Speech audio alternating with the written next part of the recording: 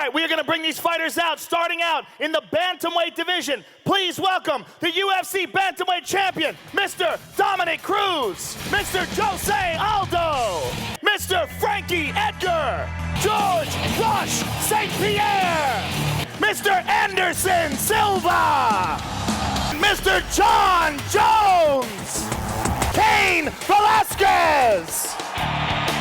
Now, first of all, Mr. Dominic Cruz, the bantamweight champion, I know you have your upcoming fight with Uriah Faber.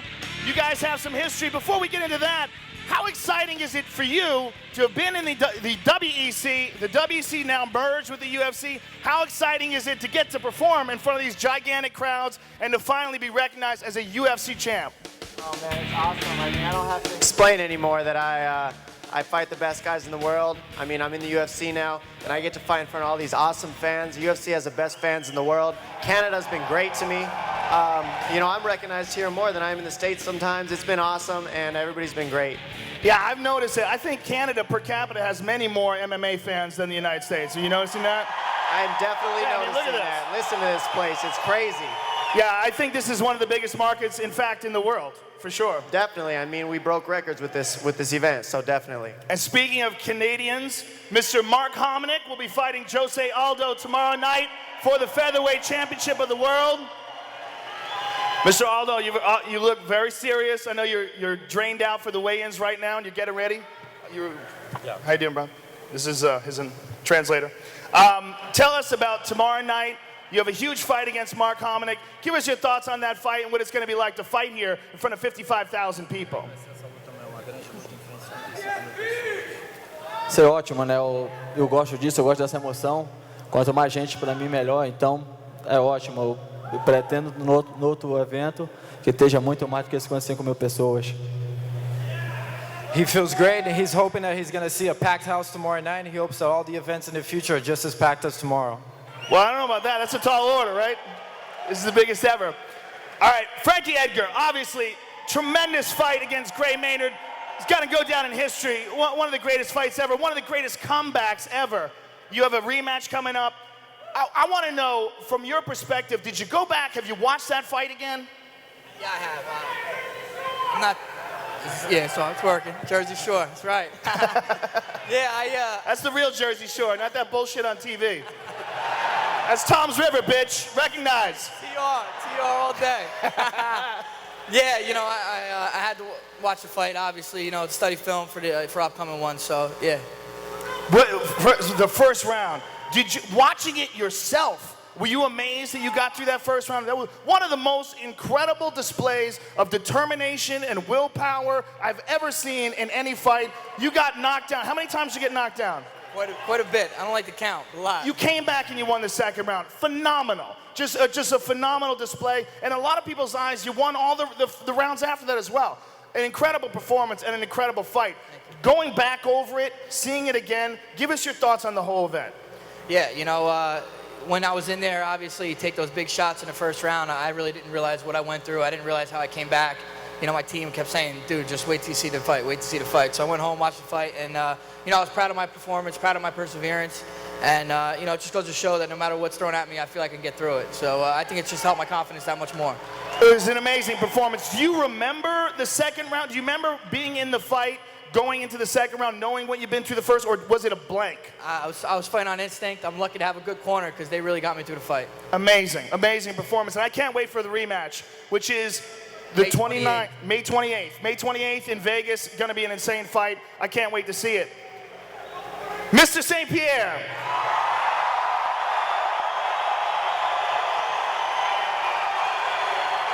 Not only are you one of the most loved fighters in mixed martial arts history, but in Canada, man, it's on another level. Here you are tomorrow night rather, facing Jake Shields, defending your title in front of more than 55,000 fans. How does this feel to you? Well, I want to, first of all, I want to thank my fans to come here, but not also my fans. I want to thank also Jake Shield fans and all the other fighter fans that come from all around the world for this historical event here in Toronto, in my country. It's a great honor to be headlining this card, and it will not be it's the first time, but it's not the last time, I promise. Thank you very much. How amazing is it for you coming up through the TKO organization and getting to fight in the UFC back in the early days to see this enormous fan? I mean, we've never seen this many fans for a weigh-in ever. I mean, even for an event, this is the biggest event in North American history. This has got to be mind-blowing. It's unbelievable. This is I'm gonna live a moment that I will remember for the rest of my life, and I guarantee you, I'm gonna make you guys remember it for the rest of your life as well.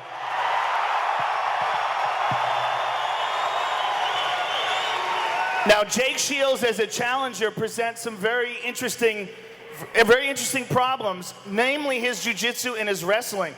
How has training for this fight been different than any of your previous fights? I brought different training partner in. Jake Shields is the guy that I wanted to fight for years. He's the most dangerous guy that I've fought in my entire career. I consider him, Jake Shields is a champion. Yeah, he's like 5-time champion in different organizations, in different weight class, something that I never done before. And I consider him like the best. I want to be the one that stopped the great Jake Shields. So tomorrow it's for the UFC title. This belt doesn't longer belong to me. It's gonna be there. The winner of this fight, Jake Shields or myself, will take the belt back home. Thank you. All right, we're going to go back to George in a moment. Jose Aldo has to do some medical stuff, so he's going to go backstage. Please thank Mr. Aldo. We will be seeing him at the weigh-ins later.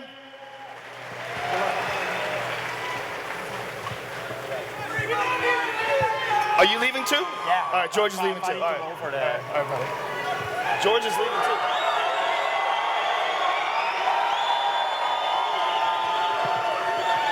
I was going to ask George a question about the man sitting to his right.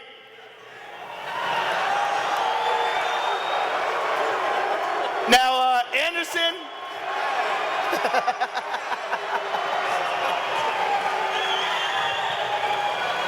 There's been a lot of talk back and forth. You have a fight coming up in Rio against Yushin Okami. Tem muita conversa ainda que você vai estar lutando no Rio no fim de agosto. And of course, the winner of Jake Shields and George St. Pierre, the speculation is that the winner of your fight will fight in a super fight against the winner of tomorrow's fight. How do you feel about possibly facing George St. Pierre in the future? First time, welcome, ladies and gentlemen. Thanks for coming, all the people in here.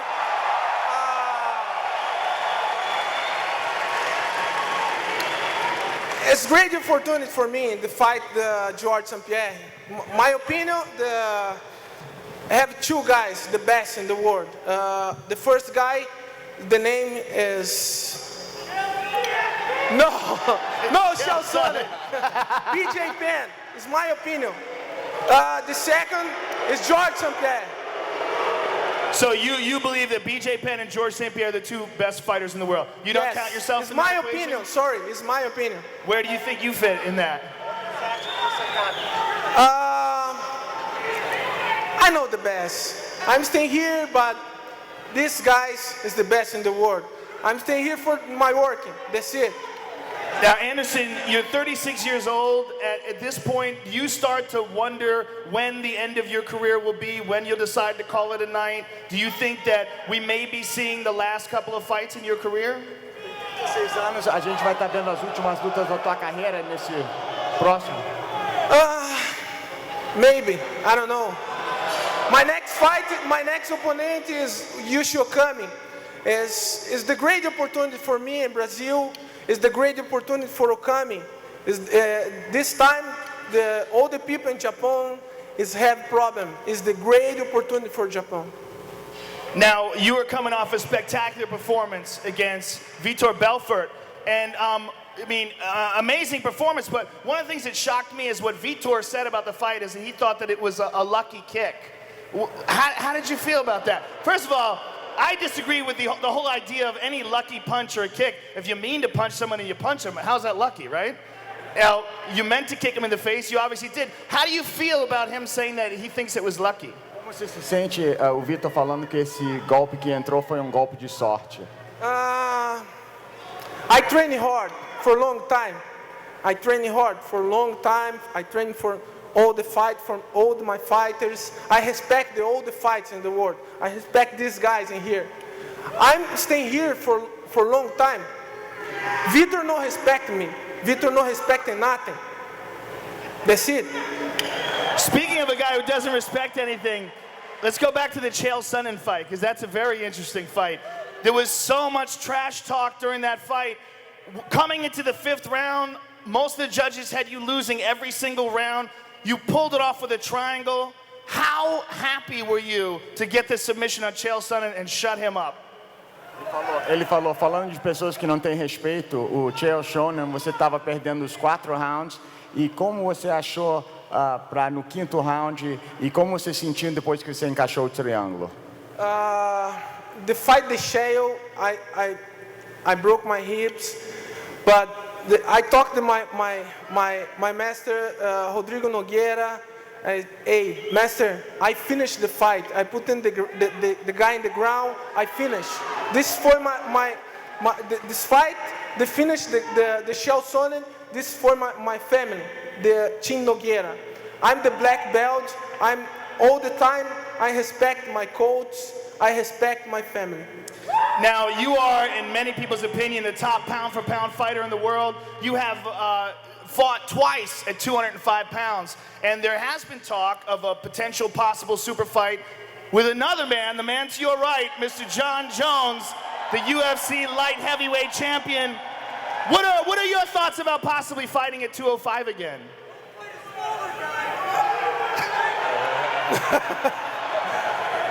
I don't know. I'm so happy in my category, but one day, I don't know. This is not my decision. This is Dana's decision. This is not mine. Speaking of Mr. Jones, one of the most meteoric rises in the history of the sport, one of the most promising athletes the sport has ever seen. What is it like right now to be Jon Jones? I mean, you've been fighting in MMA for 3 years. You're the champion. I mean, this has got to be a wild ride. Yeah, you know, I'm just having fun with the whole thing. It's a really exciting time in my life. You know, now I'm sitting here talking to all you guys. It's a real blessing, and it's a testament to hard work and patience and persistence, and anything can happen, I tell you. Well, it's definitely a testament to hard work. Your whole career, you've been a wrestler since you were a young boy, and you've always had amazing talent in that, but it really is incredible, a transition in 3 years to being an MMA champion. I mean, does it feel real to you? What does this feel like? Does this feel like a dream? What is this like? Hey, is this real, guys? Can you guys let me know? Is this real? Yeah, it's exciting. It's exciting. It's really, really mind-blowing, and sometimes I just have to step back and just look at, you know, life and how it's going, and I'm just grateful for the whole thing, and I definitely don't take it for granted, and I'll do my best to keep this belt forever. Now, there's been so much criticism both from fans and from Dana White that he thinks that camps shouldn't have fighters that don't fight each other. Do you think that this fight with you and Rashad, that this may set a precedent and that fighters might step back and say, you know what, business is business. For this fight, friends must fight. Do you think this might do something along those lines? It's definitely going to be huge for the sport, and you're going to get, you know, teammates fighting each other left and right now. You know, Rashad, you know, me and we were friends, and hopefully we can be friends after the fight. And it's just business, you know. It's like if the Patriots and had a teammate on the Jets, it's not like they can't play each other for the Super Bowl. You know, you just got to get the job done. But I think this whole Rashad Evans situation is really weird because the night before my Bader fight, he came to my dinner and told me that I was getting the shot against Shogun. He gave me his blessing. He said how happy he was for me. And now suddenly I'm like the guy who betrayed him and all this type of stuff. So I really don't know how that happened. Well, in his defense, isn't it because you guys said you would never fight each other, but then in an interview you said that you would fight him? Yeah. And that took him by surprise. Right. I said, when you're a UFC fighter, you know, you kind of live in Dana White's world.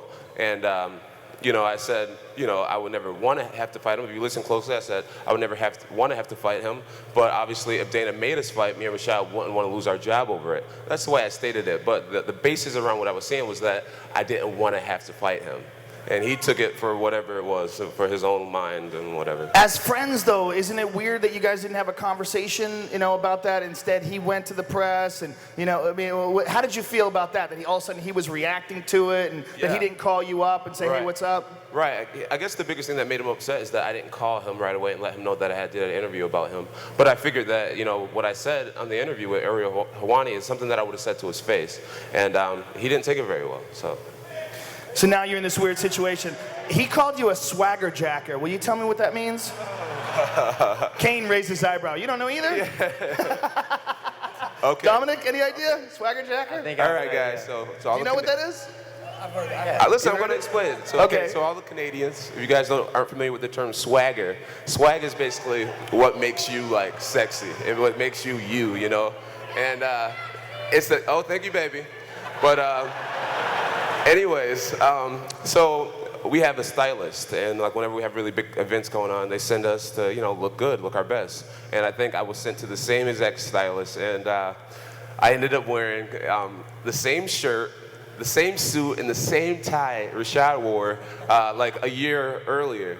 And so I show up on Jay Leno with this suit on, and he sees the suit, and he's like, oh, you're copying my style and all that. It was totally intentional. Well, not intentional, so yeah.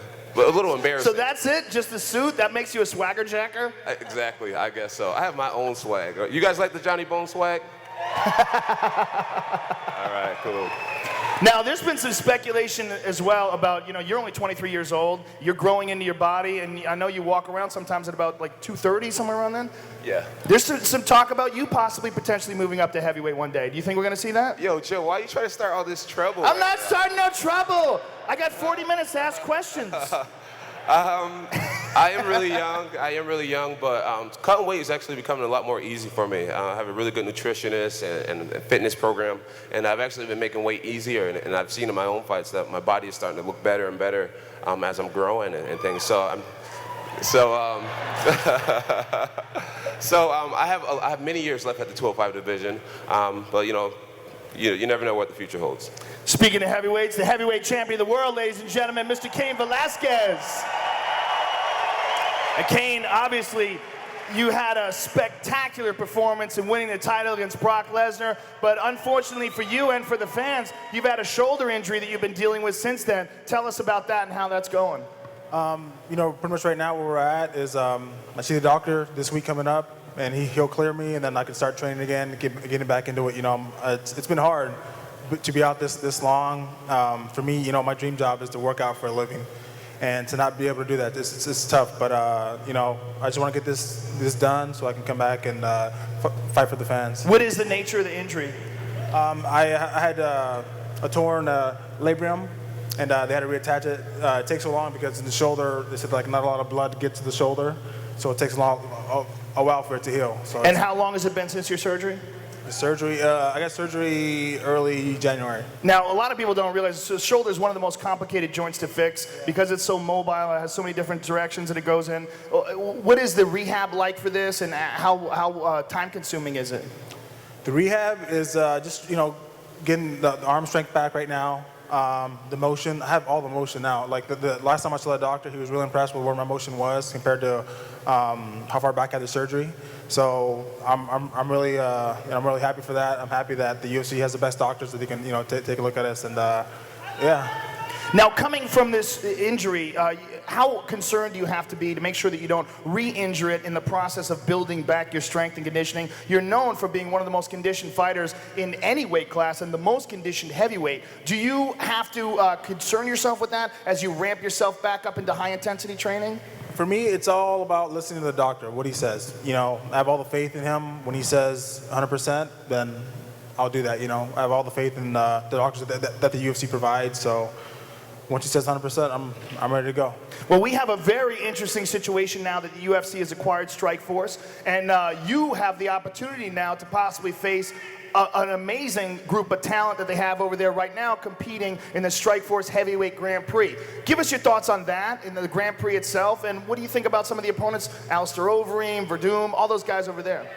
All those guys are great, top level guys. I'm glad that the UFC finally, can, lay down the road, mesh everybody together so the fans and me, can have a true #1 champion. I want to fight the best guys. Those guys are the best guys too. But right now, all my focus is on, studying Brock and Dos Santos.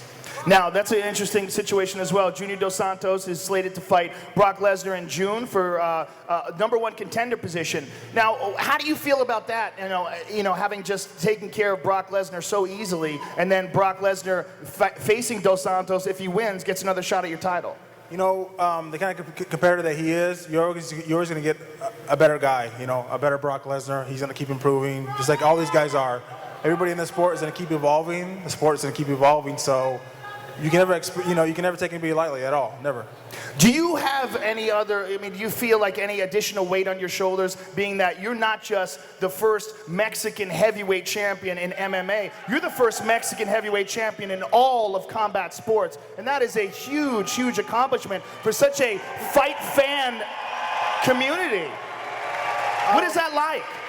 No pressure at all, it's, my job is simple. It's go out and train and go out and win. That's all I think about. I don't listen to the hype. You can't buy into the hype. I don't listen to what people say, whether it's good or whether it's good or bad. I just got to do my job. I got to keep improving, keep training. Now, speaking of exciting and incredible fights that are upcoming, you're facing Uriah Faber upcoming for your title, the 135-pound title of the world.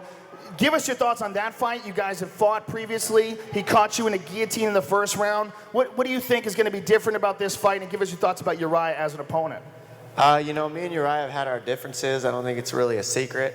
He's done a lot of videos on YouTube and whatnot. That kind of made me a little angry, and I've said some stuff about him that's made him a little angry. And we pretty much can't wait to punch each other in the face is what it comes down to. And it's going to be a great fight for the fans is the bottom line, Well, you have improved dramatically since that fight, which is about 5 years ago, is that fight? 4 years ago. And Uriah has as well. What do you think is the difference between you from back then when you fought him and you now?